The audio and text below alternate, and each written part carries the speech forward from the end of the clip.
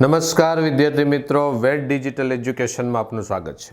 મિત્રો, આપણે આ વિડીયો લેક્ચરની અંદર જોવાના છીએ ગુજરાત સેકન્ડરી અને higher secondary education board Gandhinagar દ્વારા જે એકમ કસોટીઓ લેવાય છે। તો ધોરણ 10 વિષય ગણિત કે જેમાં ક્વેશ્ચન બેંક 5ની એકમ કસોટીનું પ્રશ્નપત્ર છે, 25 ગુણનું છે। તો આ પ્રશ્નપત્ર તમે જ્યારે આપો ત્યારે એમાંથી મહત્તમ ગુણ કઈ રીતે પ્રાપ્ત થાય અથવા તો આપ્યા પછી તમારે કેટલા ગુણ પ્રાપ્ત થયા છે તો એના માટેની આપણે તૈયારી છે।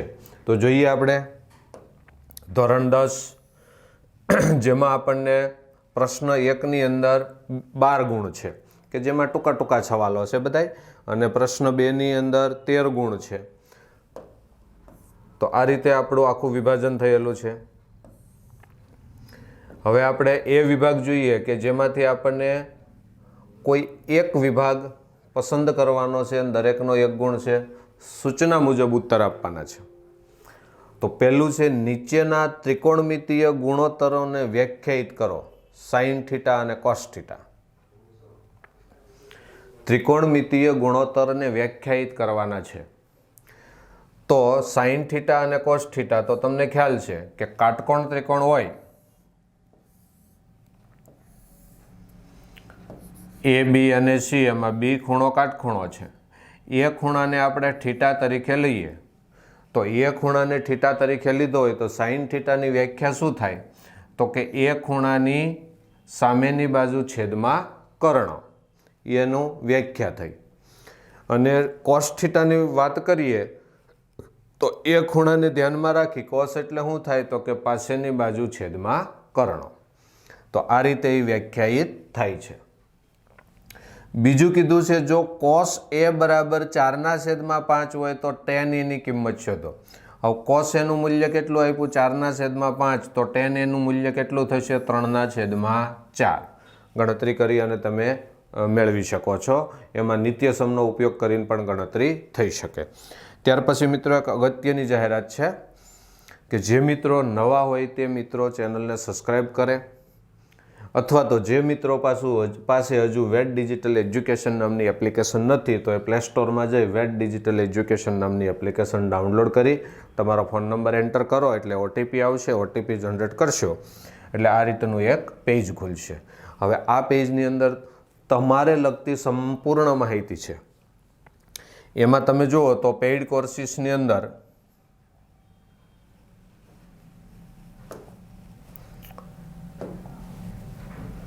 પેઇડ કોર્સિસની અંદર તમને શું મળશે?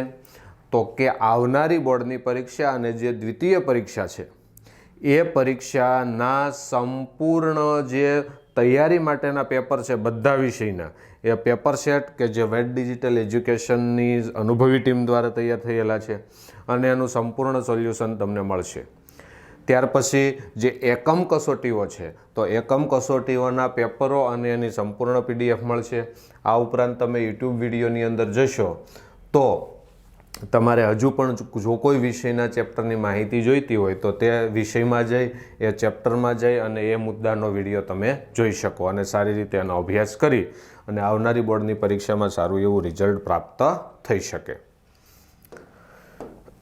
ત્યાર પછી આપણે જોઈએ number 3, cos square theta plus sine square theta, તો એ નિત્યસમ છે। Cos square theta plus sine square થીટાનું મૂલ્ય કેટલું છે? 1 છે।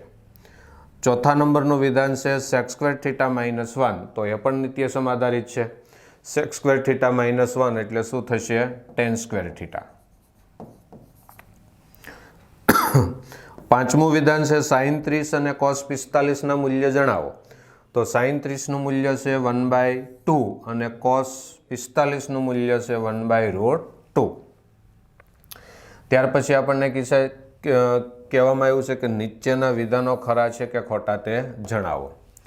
તો સાઇન 60ની કિંમત 1/2 છે, તો સાઇન 60ની કિંમત 1/2 નથી થતી, સાઇન 30ની થાય છે, એટલે આ વિધાન કેવું થશે? ખોટું વિધાન થશે। થીટાનું મૂલ્ય 0થી વધીને 90 તરફ જાય તેમ કોસ થીટાનું મૂલ્ય વધે છે।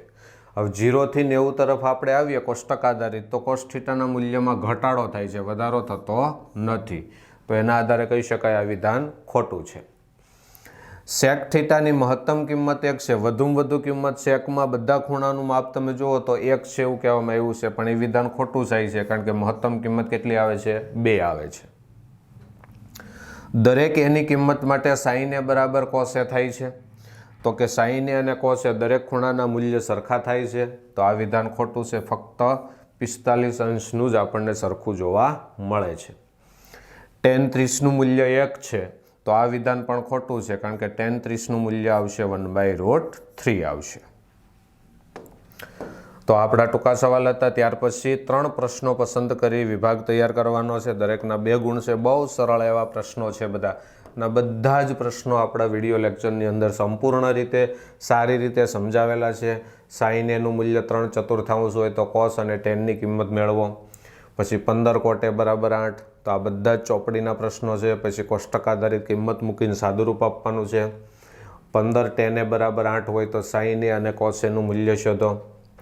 તો આ બધા જ ખૂબ સારી રીતે આપણને સમજૂતી સાથે વિડીયો લેક્ચરની અંદર આપેલા છે.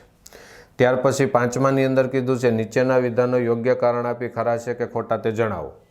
tan એની કિંમત હંમેશા 1 કરતાં નાની હોય છે. જો હંમેશા શબ્દ આવ્યો છે, હંમેશા 1 કરતાં નાની હોય છે એટલે વિધાન ખોટું થાય છે, કારણ કે tan એનું મૂલ્ય 1 કરતાં નાનો પણ હોઈ શકે ને 1 કરતાં મોટું પણ હોઈ શકે, કારણ કે એમાં કર્ણ ક્યાંય આવતો નથી. કોઈક એક ખૂણા એ માટે sec a બરાબર 1/2 થાય. હવે 1/2 sec a માટે, તો sec માટે 1/2 આવશે નહીં, ક્યાંય નહીં આવે, કારણ કે કિંમત આવશે 2. કોસનો વ્યસ્ત છે એટલે કિંમત થઈ જશે 2. તો આ વિધાન પણ કેવું છે? ખોટું છે. ત્યાર પછી તમને કીધું છે કે કિંમત મેળવો, તો કોષ્ટક આધારિત તમારે કિંમત મૂકી અને સાદુરૂપ આપી કિંમત મેળવવાનું છે. સાઈન એ અને sec એ કોટેના સ્વરૂપમાં દર્શાવવાનું છે, તો આ પણ ચોપડીનો બેઠો જ દાખલો છે. તો આ બધા જ આપણા વિડીયો લેક્ચરની અંદર સંપૂર્ણ સમજૂતી સાથે આપેલા છે. તમે જોઈ શકો છો આ દરેક દાખલો 2 ગુણની અંદર છે. પછી હવે 4 ગુણની અંદર દાખલા આવ્યા છે, તો એ સાબિતીના દાખલા છે. એ પણ સારી રીતે આપણા વિડીયો લેક્ચરની અંદર સમજૂતી સાથે આપેલ છે, તો ત્યાં જ તમે જોઈ અને એની સમજૂતી મેળવી શકો અથવા સોલ્વ પણ કરી શકો. ત્યાર પછી 9મું ચેપ્ટર આપણને આપ્યું છે. 2 પ્રશ્ન પસંદ કરી વિભાગ તૈયાર કરવાનો છે. દરેકનો 1 ગુણ છે. સૂચના અનુસાર ઉત્તર આપો. પહેલું છે ઉચ્છેદ કોણ આકૃતિ સહ સમજાવો. શું કીધું છે? ઉચ્છેદ કોણ. હવે ઉચ્છેદ કોણ એટલે માની લો કે ઉચ્છેદ કોણની આકૃતિ આપણે જોઈ હોય તો આ આપણો ટાવર છે, રેખાખંડ AB. નિરીક્ષણ હેઠળની વસ્તુ અહીંયા છે. નિરીક્ષક ક્યાં છે? નીચે ઊભો છે. હવે જ્યારે નિરીક્ષણ હેઠળની વસ્તુને નિહાળે ત્યારે ઉચ્છેદ કોણની રચના થાય છે. એટલે જ્યારે નિરીક્ષક છે એ વસ્તુને નિહાળે તો મસ્તક ઊંચું કરીને જ્યારે વસ્તુનું નિરીક્ષણ કરતો હોય અથવા નિરીક્ષણ હેઠળનો પદાર્થ નિરીક્ષકથી ઉપર હોય ત્યારે ઉચ્છેદ કોણની રચના થતી હોય છે. તો આ થયો આપણો ઉચ્છેદ કોણ. ત્યાર પછી બીજું કીધું છે એક ટાવરની ઊંચાઈ 200 મીટર છે, તેની ટોચ સૂર્ય સાથે 30નો ખૂણો બનાવે છે, ત્યારે ટાવરના પડછાયાની લંબાઈ કેટલી હોય છે? હવે ટાવરના પડછાયાની માની લો કે આ જ આકૃતિ આપણે લઈએ તો આ 30નો ખૂણો બન્યો. ટાવરની ઊંચાઈ છે 200 મીટર, સૂર્ય દ્વારા ખૂણો બને છે. આ થયો ટાવરનો પડછાયો. તો સામેની બાજુ આપી છે, પાસેની બાજુ આપણે શોધવાની છે, એટલે tan 30 આવશે. સાબા એટલે 200 અને BC આપણે શોધવાનો છે. tan 30 એટલે 1/√3.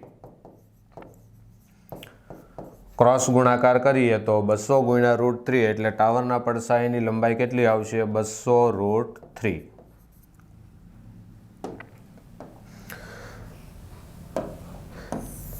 ત્યાર પછી ત્રીજું આપણને કીધું છે કે અવક્ષેદ કોણ કોને કહે છે? તો જ્યારે નિરીક્ષણ હેઠળનો પદાર્થ નિરીક્ષકની આંખથી નીચે હોય ત્યારે એનું નિરીક્ષણ કરવામાં આવે ત્યારે શું બને છે? અવક્ષેદ કોણની રચના થાય છે. એટલે નિરીક્ષણ હેઠળનો પદાર્થ છે એ નીચે હોય. ક્યાં હોય? નીચે હોય. ચોથું આપેલું છે એક વ્યક્તિ અને તેના પડછાયાની લંબાઈ સરખી છે, તો વ્યક્તિ તે ક્ષણે સૂર્ય સાથે કેટલાનો ખૂણો બનાવશે? તો કે 45 અંશનો ખૂણો બનાવશે. tan 45 એટલે 1. સાબા અને પાબા સરખું થઈ જાય, પડછાયો અને એની ઊંચાઈ. પાંચમું કીધું છે એક ટાવરની ઊંચાઈ 10 મીટર છે, તેની ટોચ સૂર્ય સાથે 45નો ખૂણો બનાવે તો એની પડછાઈની લંબાઈ પણ કેટલી થશે? 10 મીટર. આ બધા સેમ પ્રશ્નો છે 10-45 વાળા. ત્યાર પછી આપણને કીધું છે કે નીચેના વિધાનો ખરા છે કે ખોટા તે જણાવો. એમાં પહેલું કીધું છે કે ટાવરની અને તેના પડછાયાની લંબાઈ સરખી હોય તો તે ટાવરના સૂર્ય સાથેનો ઉચ્છેદ કોણ 45 અંશ છે. આ ચોથો પ્રશ્ન આવ્યો tan45નો. હવે જ્યારે પડછાયો અને ઊંચાઈ બેય સરખું હોય ત્યારે 45 અંશનો ખૂણો બનાવે છે. વિધાન કેવું છે? ખરું વિધાન છે. બીજું કીધું છે કાટકોણ ત્રિકોણમાં એક લઘુકોણનું માપ 30 અંશ છે. આ ખૂણાની સામેની બાજુની લંબાઈ તેના કર્ણ કરતાં અડધી હોય છે તો આ વિધાન ખરું છે. મિત્રો ખાસ ધ્યાન રાખજો, કાટકોણ ત્રિકોણમાં 30 અંશના ખૂણાની સામેની બાજુ કર્ણ કરતાં કેવી હોય? અડધી હોય. ત્રીજું આપ્યું છે ઝાડના પડછાયાની લંબાઈમાં ઘટાડો થાય છે તો તેના ઉચ્છેદ કોણનું માપ વધે છે. હવે ઘટાડો થાય, માની લો કે આપણે આ ઝાડ છે, આ એનો પડછાયો છે, બરાબર સમજૂતી આપણે મેળવી લઈએ. આ શું છે? ઝાડ. આ છે પડછાયો. હવે પડછાયામાં આપણને શું કીધું છે? પડછાયાની લંબાઈમાં ઘટાડો. ઘટાડો એટલે આ બીસી આ પડછાયો છે અને બીડી જેટલો પડછાયો થઈ જાય એટલે ઘટી ગયો, તો આ ખૂણો એટલો થઈ જાય. જેમ નજીક આવે એમ ખૂણાનું મૂલ્ય વધે. શું થાય? વધે. તો લંબાઈમાં વધારો થાય તેમ ઉચ્છેદ કોણનું માપમાં પણ શું થાય છે? વધારો. એટલે વિધાન કેવું છે? ખરું વિધાન છે.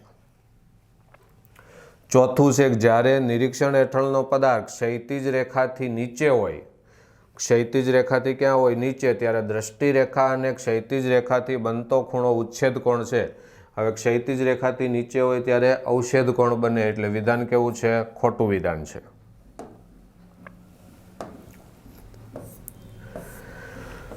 ત્યાર પછી પાંચમું આપ્યું છે કે એક ઇમારતની ઊંચાઈ અને જમીન પરના બિંદુથી તેનું અંતર એક સાથે 20% જેટલું વધારવામાં આવે તો એનો ઉચ્છેદ કોણ અચળ રહે છે.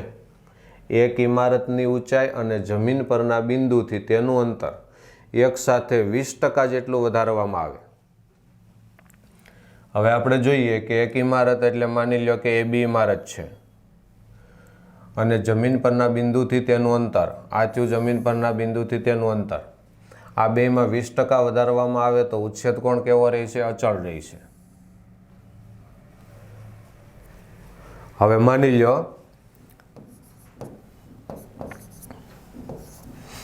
આની ઊંચાઈ કેટલી છે? આ અંતર છે. હવે વધારો કર્યો છે તો અહીંથી આ વધીને એટલું થયું, અહીંથી આ વધીને એટલું થયું. હવે તમે અહીંથી આ રેખા દોરો તો આ બંને ખૂણાઓ સરખા થાય છે એવું કહેવામાં આવે.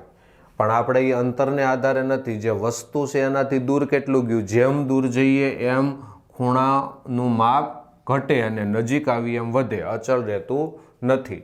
તો એના આધારે વિધાન કેવું છે? ખોટું. આ બંને ખૂણાઓ સરખા ન હોય, કારણ કે જે વસ્તુ છે એનાથી આપણે દૂર ગયા એટલે ઉચ્છેદ કોણનો માપમાં શું થાય છે? ઘટાડો થાય છે. ત્યાર પછી 2 ગુણના પ્રશ્નો છે.